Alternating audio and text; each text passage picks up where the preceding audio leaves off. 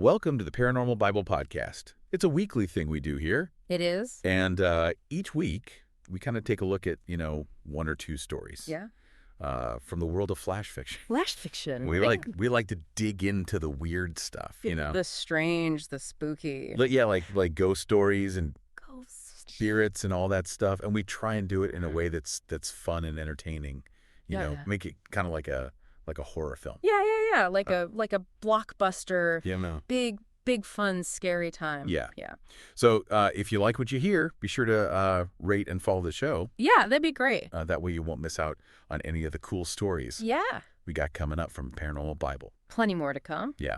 Okay, so we got two creepy, really kind of chilling flash fiction stories lined up for today's Paranormal Probe. So the first one, this is about a teenager who inherits, like a magical bookstore. Okay, interesting. A magical bookstore. From their grandfather. Right. But it turns out it's not your average Barnes & Noble, Oh, yeah. It's a portal to other magical realms. Right. And she ends up having to, really quickly learn to use, these old spells to defend it from this, really dark magician who wants to destroy everything. That sounds pretty intense. Yeah. So the second story, this one takes us to this, this small kind of quiet town, the kind where everybody knows each other, but there's this bizarre thing happening. Oh. Okay, at midnight, every single night, okay, the entire town just vanishes. Poof. Vanishes. Gone. Yeah. Just like that. Wow. And the thing is, nobody can figure out where they're going. No clue. There's no trace. It's wild. And as we dig in, we start to get these hints that it's all connected to this really, really old civilization. Oh, interesting. And their desperate attempt to try and, change the future before something terrible happens. Okay, so let's get this paranormal probe rolling with our first flash fiction story. All right. This is called The Arcanist's Heir, Spellbound and Shelved. Oh, I like that title. Right. Yeah. So I got to say, the thing that immediately grabbed me about this story was how it takes this really ordinary place, right? This dusty old bookstore. Yeah. And suddenly, boom, it becomes this, extraordinary magical hub. Right. It's you're expecting just, old books and that musty smell. Yeah. But then you find out it's a doorway to these other magical realms. And I just thought that was so cool. That's a cool concept, isn't it? That idea of something so ordinary hiding something so extraordinary. And, you mentioned this teenager inherits it. Right. So she's probably dealing with, the typical teenage dramas. Yeah, exactly. Homework, friends, all of that. Right. And then suddenly she's got this whole other world thrust upon her. Yeah. A world with portals and magic. And she inherits it from her grandfather. Her grandfather. Okay. And it's not like he, eased her into it or anything. It's boom. Right into the deep end. You're the guardian now. Good luck. So how does she even find out about this? Oh, it's so creepy. Okay, so picture this. Okay. She's going through his stuff after he's gone. Yeah. And she finds this, ancient cassette player. Okay. Right? And his will, his last words, are recorded on this thing. Oh, wow. Talk about old school. Right? That's really old school, yeah. I mean, you can almost hear, the clicks and the whirs of the cassette as it plays. Yeah. And the message is basically surprise, you're now in charge of this magical mayhem. Well. And almost immediately, she's attacked. What, right away? Yeah, she's barely had time to process this whole inheritance thing. Oh, wow. And this creature, it's like a gargoyle, is trying to smash his way in. What did you think about that whole confrontation? That's pretty wild. I mean, talk about a baptism by fire. Right. She's totally unprepared. Yeah. Thrown right into danger. And I love that she ends up defending herself with an encyclopedia. Right. I mean, it's almost funny, right? Yeah. Of all the things. Yeah. But it also shows how quickly she's having to adapt. Yeah, it's using whatever's at hand. It makes me think, what would I grab if I was in that situation? It's a good question. What mundane object? I don't know. A lamp. Would suddenly become your magical weapon? Yeah. Okay, and it doesn't stop there. It just keeps getting weirder, right? Right. You have all these strange customers coming into the bookstore. Oh, interesting. Tell me about them. You have this woman with a pet lizard who's buying a potion. Yeah. And get this, for stubborn warts. Stubborn warts, okay. Like, what kind of warts are we talking about here? Lizard warts? Maybe? I don't know. Yeah, I don't know. And then you got this, like, really shady guy who's trying to haggle over a whispering amulet. A whispering amulet. Yeah, that can't be good. Right. Like, what secrets is it whispering? Yeah. So it paints this picture of this, like, secret magical community, operating right under everyone's noses. Yeah, that's one of the cool things about stories like this. Right. It's that idea that magic could be hidden in plain sight. Yeah, yeah. Okay, and then we're introduced to Rhys. Rhys. Now, this guy, he's tall, dark, brooding. Okay, I'm picturing him already. You know the type. But right away, you get the sense that he's not just there as some, like, potential love interest or something. Right. He calls himself the custodian. Custodian. Yeah, and he's got this clear dislike for the bookstore. So what'd you make of that whole custodian thing? That's an interesting title. Custodian. Yeah. It implies some kind of responsibility, maybe even a duty. But he seems to really resent it. Yeah. Makes you wonder what his protection to the bookstore really is. Yeah, and his negativity towards it, and also towards the fact that, she's inherited it. Yeah. It makes you think maybe he wanted it for himself. That's possible. Or maybe he knows something about the bookstore. Yeah. Something dangerous. And that's why he's not happy about her being there. Ooh, okay.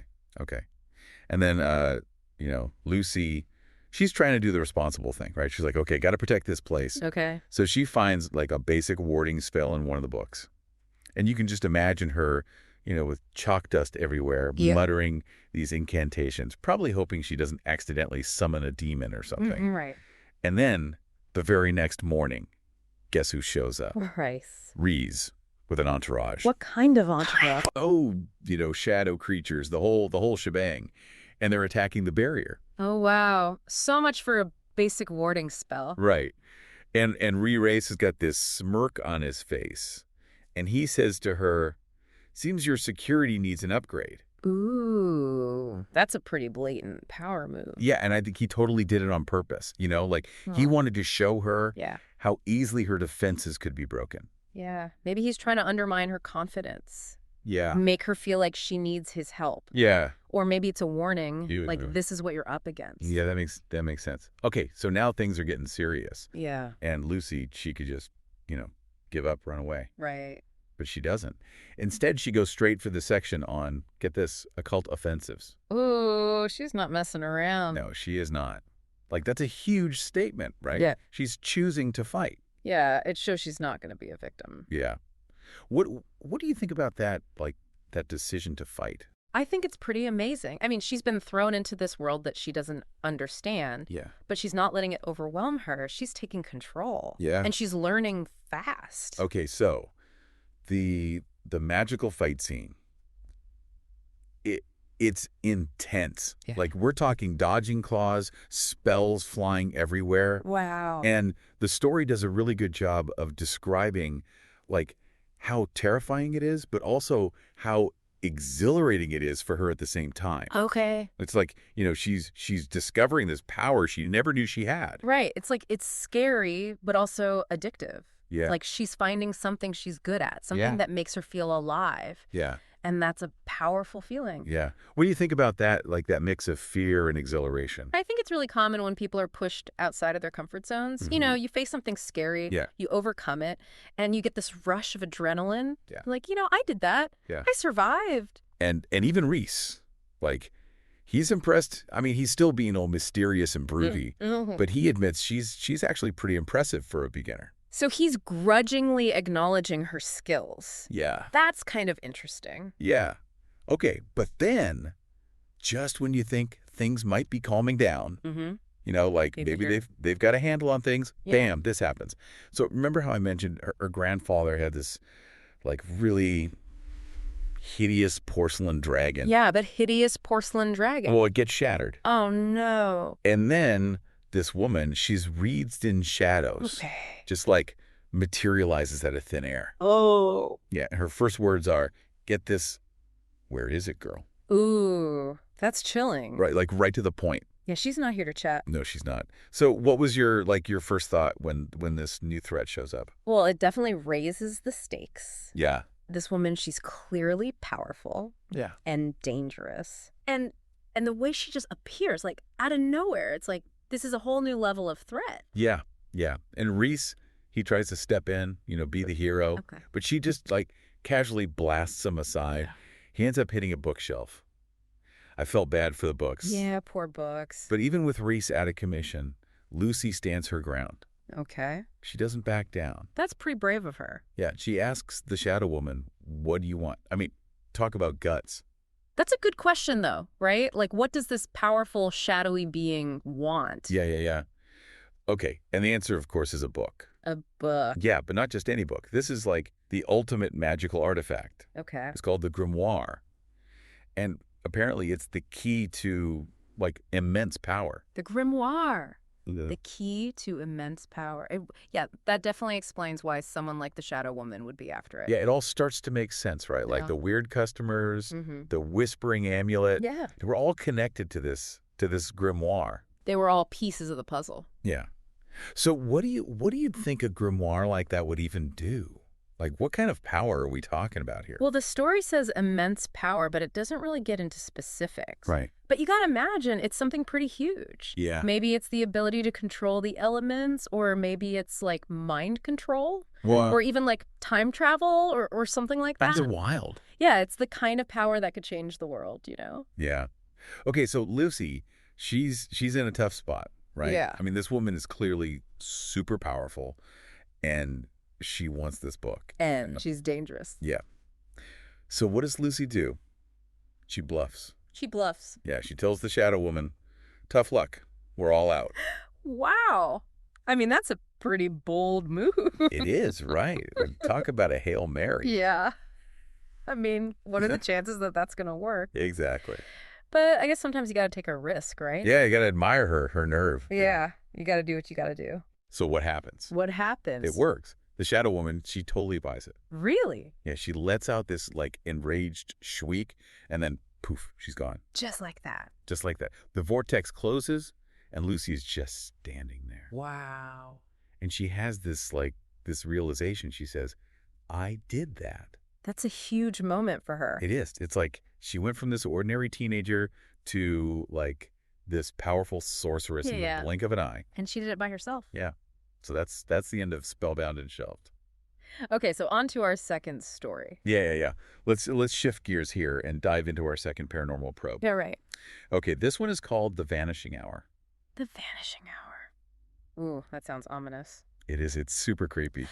Okay, so this one takes us to this small town, Willow Creek. Willow Creek. And they're dealing with these really bizarre missing time episodes. Missing time episodes. Yeah. What'd you think of the premise, like, right off the bat? It's definitely intriguing. Like, the idea of time just going missing, it's unsettling. Yeah, it messes with your head. Yeah, it makes you question everything, doesn't it? Like, what's real, what's not? Yeah, and it's not just like a few minutes here and there. No. Like every night at midnight for a whole hour. Okay. The entire town just disappears. The entire town? Yeah. Wow. People, pets, everything. It's like someone just hit the pause button on reality. That's wild. Yeah. And then when that hour's over, yeah, everything just pops back as if nothing happened. Oh, okay. So, like, no memory of that hour. Yeah, no memory. So what kind of explanations were you thinking about when you first heard this? Oh, man. My mind was going all over the place. Like aliens, obviously. Yeah, that's the classic. Right. Or maybe like some kind of government experiment gone wrong. Right. Or maybe like a tear in the fabric of space-time. Yeah. Rip in reality. Yeah. That would do it. Yeah. But as the story unfolds, we find out the reason is even crazier. Okay, even crazier than aliens and rips in reality. I'm intrigued. Okay, so it turns out this whole vanishing hour thing, yeah, it's actually like a reset button. A reset button? Yeah, that was created by this ancient civilization. Right. And they're using it to, like, prevent a catastrophic future. Wow. So they're, like, hitting the reset button on their timeline every night. Pretty much. Like, imagine having the power to just, rewind time. Yeah. Every night, they're trying to change something, fix something. Okay, that's a lot of pressure, right? Like, what could be so bad that they need to reset reality every single night? Exactly. Okay, so we're introduced to this investigator, Dr. Amelia Chase. Dr. Amelia Chase. Yeah, and she wakes up in her hotel room, And everything is just like eerily silent. Okay. And she's been having these dreams, these really disturbing dreams about, fading towns. Fading towns. Yeah. And she also has this scar, this really prominent scar from some kind of accident in her past. Okay, so she's got some baggage. Yeah, I think she's definitely got a history with strange events. Right. Like she's not new to the paranormal. Yeah, yeah. Then her associate, Toby, he arrives and he's got the local newspaper with him. Okay. And he starts talking about this funny story he read about like alien cows or something. Alien cow. Yeah, like the farmers claiming his cows were abducted. Okay. But, quickly he gets serious and starts talking about the missing people. Right. The real mystery. Yeah, and how the townspeople are calling it sleepwalking. Like that these people just wandered off in their sleep. Sleepwalking. Okay. But I'm guessing it's a bit more complicated than that. Way more complicated. It's this weird way of trying to explain the unexplainable. Right. Okay, and then things get even creepier. Yeah. Because during the vanishing hour, all communication just cuts out. What do you mean? Like cell service, gone. Wi-Fi, dead. Even the landlines go silent. Wow. So like a complete blackout. Total blackout. And Toby, he's got all his fancy equipment set up, right? Yeah. And it's picking up this garbled interference and this massive energy spike right when the town vanishes. Okay, so this is definitely not just people sleepwalking. Yeah, something big is happening. And then we meet the Sheriff Ben Carter. Okay. And he's initially skeptical, right? Okay. But he's also clearly desperate. People are missing. Families are terrified. And he's got no answers. It's got to be frustrating for him. Oh, totally. He's the small town sheriff. And suddenly he's dealing with something way beyond his experience. Right. So as they start to investigate, they uncover this disturbing pattern. Oh, like all the disappearances, they seem to be happening within the circle. The circle. And the center of that circle. The Old Town Square. And the clock tower. Yeah. So what do you think that means? Well, whenever you see a clock tower in a story about time travel or anything like that, it's usually a big clue. Yeah. Like it's the source of the problem or maybe the key to fixing it. Okay, that makes sense. Okay, and then we meet this really interesting character named Evie. Evie. Yeah, and she lives kind of on the outskirts of town, and she's got these really unnerving green eyes. Okay. And this aura about her, like she knows something that nobody else does. Yeah, and she claims that the missing people, they come to her in her dreams. In her dreams. Yeah, and she says it's like the town itself crying, and she keeps talking about the old ones. Yeah. And how they left something behind. The old ones. Yeah. So what do you make of Evie? I think she's definitely a key player in this mystery. Like she's got this connection to the town. Yeah. And to its history, and maybe even to the people who are vanishing. Okay. I'm curious to see what her role is going to be. Yeah. Okay, so the night of the predicted vanishing arrives. And Amelia and Toby, they're on this rooftop near the clock tower with all their equipment, ready to observe. And it's almost midnight. Yeah. And Toby's, he's still not totally convinced, he's still kind of scoffing at the whole, town curfew thing. Okay. But Amelia, she makes this comment about the power of belief. And it's almost like she's hinting at something. The power of belief. That's interesting. Yeah, is belief playing a role in all of this? Yeah, maybe the townspeople are somehow participating in this vanishing without even realizing it. Whoa, okay. Yeah, or maybe their belief in the sleepwalking explanation is somehow making it real. Okay. It's a trippy thought. Yeah, it is. Okay, so then it happens. This pulse of energy just washes over the town. Right. And all their equipment just starts going haywire. Wow. And the streetlights, they go out. Okay. And then Willow Creek just fades away. Yeah, it's like it becomes this translucent, ethereal version of itself. Okay. And there's this really disturbing hum. Uh-huh. Yeah, it's like reality is breaking down. That's creepy. Super creepy. And Evie shows up right on cue. Okay.